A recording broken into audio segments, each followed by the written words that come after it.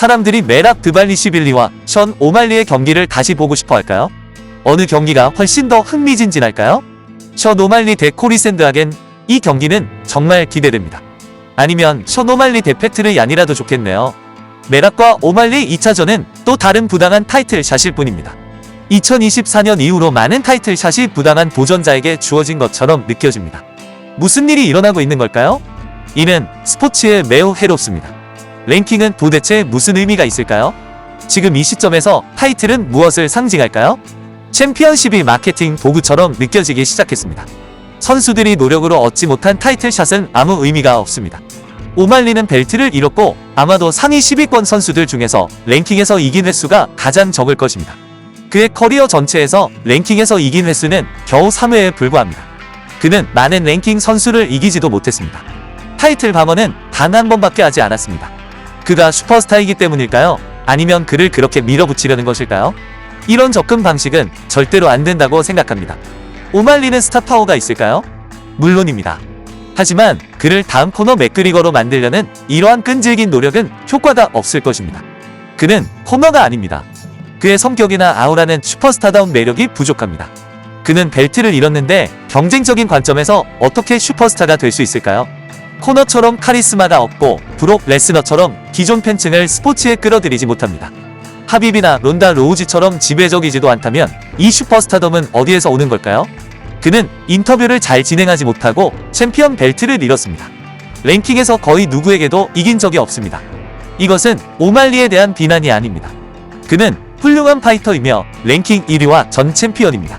그는 좋은 기술을 가지고 있으며 매우 뛰어난 스트라이커입니다. 하지만 그게 전부입니다. 그는 이 부분에 다른 파이터들과 비교했을 때 특별히 두드러지지 않습니다. 그는 코리 샌드하겐과 패트르 얀과 같은 선수들과 어울리지만 그들에 비해 특별하지 않습니다. 물론 그는 화려한 의상과 독특한 헤어스타일을 가지고 있지만 그게 전부입니다. 이것이 션 오말리에 대한 유일하게 진정으로 독특한 점입니다. 저는 UFC가 오말리가 챔피언이 되기를 원하고 메랍이 챔피언이 되기를 원하지 않는다고 생각합니다. 그래서 그들은 오말리가 메락과 싸우게 하고 그가 이길 것이라고 기대하는 것 같습니다. 만약 그가 이기지 못한다면 또 다른 타이틀 기회를 줄 것입니다. 데이나가 사람들이 이 싸움을 보고 싶어 한다고 말했을 때 저는 사람들이 UFC를 의미한다고 생각합니다. 그게 전부입니다. 저는 아무도 이 재경기에 관심이 없다고 생각합니다. 그리고 다음에 일어날 일은 분명합니다. 오말리는 같은 상대에게 벨트를 잃은 후 즉시 재경기를 하게 되고 반면 패트르 얀은 다시 경쟁에 참여하기 위해 3연승을 해야 합니다. 사실 패트르 얀은 현재 랭킹 2위인 뛰어난 파이터이며 그는 2연승을 기록 중입니다. 션 오말리는 UFC 역사상 가장 많은 특권을 누리는 파이터이며 UFC는 그를 오랫동안 슈퍼스타로 밀어붙이려고 노력해왔습니다. 그들은 그를 라스베가스 카드의 헤드라인으로 내세우고 이후 그를 거대한 스타로 만들어왔습니다. 하지만 사실 그 이벤트의 진짜 슈퍼스타는 오말리가 아니라 라스베가스였습니다. 오말리는 그 카드로 2100만 달러를 벌었지만 현실적으로 생각해보면 그들은 빈스 피첼을 메인 이벤트 참가자로 내세웠을 수도 있었고 그 이벤트는 그에게도 2000만 달러를 벌게 했을 것입니다. 사실 팬들이 가장 많이 이야기하는 선수는 알렉산드르 판토자입니다. 사람들은 션 오말리와의 또 다른 싸움보다는 판토자와 다른 선수 간의 슈퍼 파이트를 보는 것을 더 선호한다고 생각합니다. 캐주얼 팬들은 오말리를 다시 보고 싶어 할지도 모르지만 그들은 항상 그가 타이틀샷을 받기를 원합니다. 그렇다면 이것이 그에게 끝없는 타이틀샷을 계속 줄 충분한 이유가 될까요? 오말리가 또 다른 타이틀샷을 받기 전에 실제로 B타이틀 경기에서 이겨야 하는 시점은 언제일까요? 숫자를 보면 정말 놀랍습니다.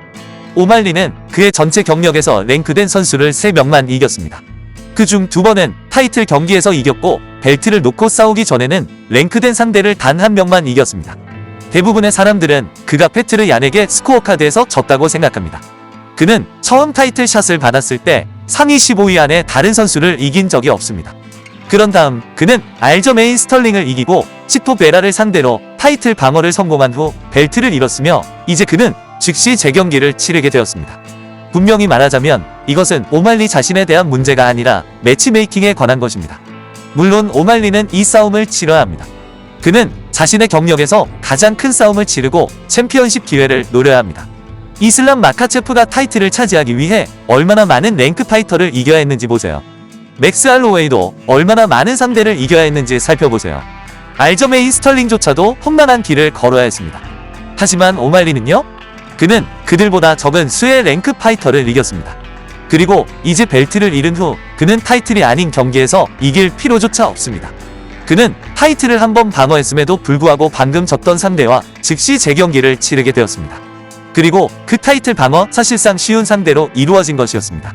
그들은 그에게 말론 베라와의 경기를 주었습니다.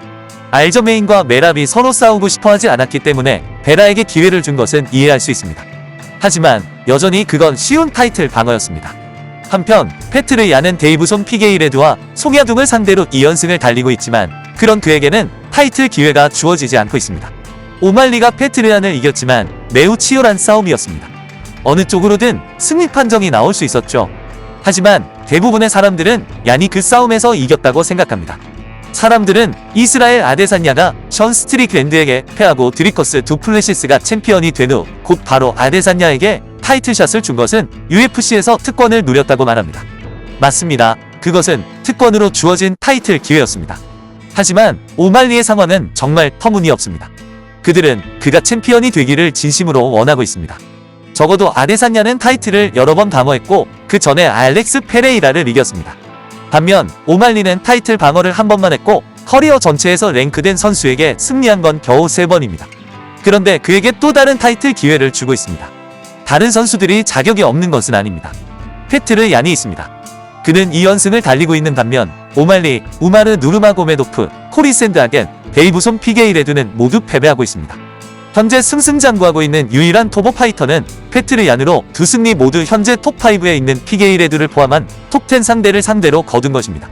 그리고 현재 UFC가 메랍 드발리시빌리와 알렉산드르 판토자 간의 슈퍼파이트를 예약해야 한다고 생각합니다. 이 둘은 현재 이길 수 있는 모든 선수를 본질적으로 이겼기 때문입니다. 엄밀히 벤텀급에 대해 이야기한다면 패트르얀이 기회를 잡아야 합니다.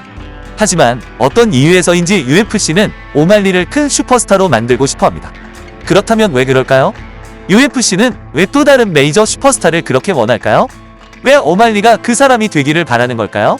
이 스포츠에 대한 흥미로운 점은 마지막 진정한 슈퍼스타가 대체되지 않았다는 것입니다. 마지막 메가스타는 하빕이었고 그 이후로 그 수준에 도달한 선수는 없습니다. 하빕은 그 이전에 다른 슈퍼스타를 대체한 진정한 슈퍼스타였습니다. 2000년대 후반으로 거슬러 올라가면 모든 캐주얼 팬을 끌어들인 최초의 진짜 UFC 슈퍼스타는 브록 레스너였습니다. 결국 그는 몇 년 동안 이 스포츠의 얼굴이 된 론다 로우지로 대체되었습니다. 거의 같은 시기에 코너 맥그리거가 등장하여 한동안 캐주얼 팬층을 이끌었습니다. 그리고 그 다음에 하빕이 등장했습니다. 하빕이 은퇴한 후 그 공백을 채운 선수는 아무도 없었습니다. 코너는 여전히 캐주얼 팬들의 관심을 끌었지만 코너 시대 또는 코너 이후 시대가 끝났기 때문에 진정한 슈퍼스타는 존재하지 않습니다. 물론 스타는 있습니다. 이스라엘 아데사냐, 존 존스, 이슬람 마카체프와 같은 파이터들이죠. 하지만 그들은 진정한 슈퍼스타는 아닙니다. 이 둘은 차원이 다릅니다. 슈퍼스타는 100만 건의 페이퍼뷰 구매를 끌어들이거나 전 세계적으로 성공을 거둔 파이터입니다. 하빕은 항상 100만 건의 페이퍼뷰 구매를 달성한 것은 아니지만 그의 팬층 대부분이 서양에 있지 않았지만 그는 세계적인 슈퍼스타가 되었습니다. 서양에서도 그는 한낮에 방영된 싸움에서도 60만에서 70만 건의 구매를 끌어들이는 데 성공했습니다. 저스틴 게이지와 싸웠을 때처럼요. 하빕의 팬층 대부분은 동양에 있었는데 동양에서는 페이퍼뷰 구매가 같은 방식으로 고려되지 않습니다. 대부분의 페이퍼뷰 수치는 미국, 캐나다 및 유사한 시장을 기준으로 합니다. 이제 진정한 슈퍼스타는 없지만 UFC는 오말리가 그 사람이 되도록 밀어붙이려 하고 있습니다. 하지만 그건 강요된 느낌이 듭니다. 그가 진짜 스타인 것 같지 않습니다. 벨트를 잃었지만 그들은 이미 그에게 즉시 재경기를 주고 있다는 점에서 그렇습니다. 그가 타이틀 샷에 오를 수 있었던 것은 단 한 번의 랭크 승리 덕분입니다. UFC는 브록 레스너 이후로 10년 이상 이 슈퍼스타 모델을 운영해왔습니다.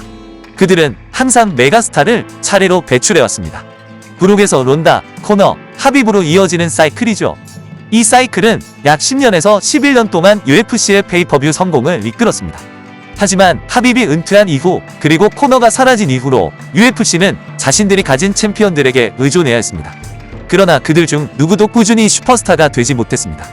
이제 그들은 큰 싸움에 의존해야 합니다. 그래서 데이나 화이트는 존 존스와 톰 아스피날에 대해 계속 이야기하고 있습니다. 하지만 존은 그 싸움에 관심이 없는 것 같습니다. 그래서 이스라엘 아데사냐에게 드리커스 두 플래시스와의 타이틀전을 다시 한번 주었습니다. 또한 오말리에게는 메락과의 타이틀전을 주었습니다. 그들은 가능한 한 페이퍼뷰 구매를 극대화하려고 할 뿐입니다. 앞으로는 페이퍼뷰 판매에만 집중하는 매치메이킹을 훨씬 더 많이 볼 수 있을 것입니다.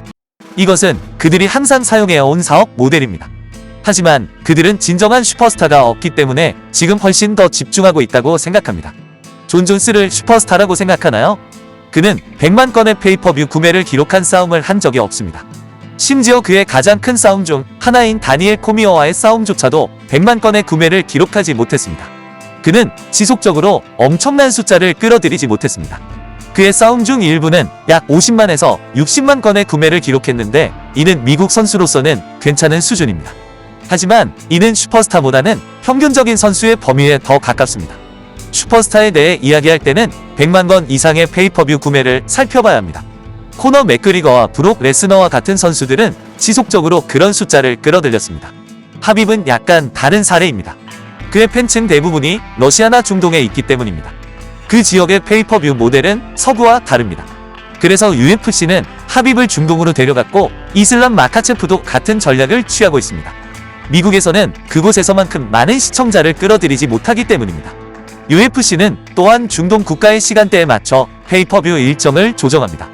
팬층의 대부분이 있는 곳이 바로 그곳입니다. 특히 하빕과 이슬람이 싸울 때 시청자와 수익을 가장 많이 얻는 곳입니다. UFC는 상황을 다르게 조정할 수도 있었습니다. 그들은 오말리가 코리 샌드하겐과 싸우게 할 수도 있었습니다. 이는 하드코어 팬들이 원하는 매치업입니다. 오말리 대 코리는 사람들이 보고 싶어하는 싸움이지만 그런 일은 절대 일어나지 않을 것 같습니다. 대신 오말리는 이기든 지든 계속해서 큰 랭킹의 싸움을 이어가고 있습니다. 반면 코리 샌드하겐은 몇 번 패배했으며 더 이상 랭킹 1위 파이터가 아닐지도 모릅니다. 비록 많은 하드코어 팬들이 정말 원하는 싸움이긴 하지만요. 매치업으로는 페트르 얀 대 메랍 드발리시빌리가 있습니다. 그런 다음 데이브손 피게이레두 대 우마르 누르마고메도프를 하거나 오말리가 페트르 얀과 재경기를 하여 승자가 타이틀을 차지하게 할 수도 있습니다. 그들은 또한 판토자를 벤텀급으로 올려 메락과 싸울 수도 있습니다. 다른 잠재적 매치업은 우마르 대 데이브손 또는 코리 대 데이브손일 수 있습니다. 하지만 UFC는 오말리에게 또 다른 타이틀 기회를 주고 싶어하는 반면 페트르 얀은 타이틀 경쟁에 복귀하기 위해 3연승을 해야 합니다. 반면 오말리는 벨트를 잃어도 즉시 재경기를 할 수 있습니다. 그들은 오말리를 타이틀전에 밀어넣고 피카드의 헤드라인을 장식하여 마치 그가 큰 슈퍼스타인 것처럼 보이게 하려고 합니다. 결과는 똑같을 겁니다.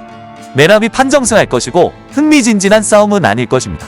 그들이 오말리가 메랍을 이길 사람이라고 생각하는지 모르겠지만 저는 그들이 2025년에 이런 부당한 타이틀 기회를 주는 것을 그만둘 것이라고 생각했습니다. 2024년에는 거의 모든 타이틀 경기가 부당한 타이틀 도전자를 밀어넣는 것처럼 보였습니다. 그리고 이제 그들은 벤텀급에서 오말리에게 또 다른 타이틀 기회를 줌으로써 다시 그렇게 하고 있습니다. 오말리가 앤더슨 실바나 조제 알도와 같은 수준일까요? 알도조차도 코너 맥그리거에게 진 후 바로 재경기를 하지 못했습니다. 조제 알도도 그런 기회를 얻지 못했는데 왜 오말리는 타이틀 방어 한 번 만에 바로 재경기를 하게 되는 걸까요? 드미트리우스 존스는 벨트를 잃고 다른 조직으로 이적되었습니다.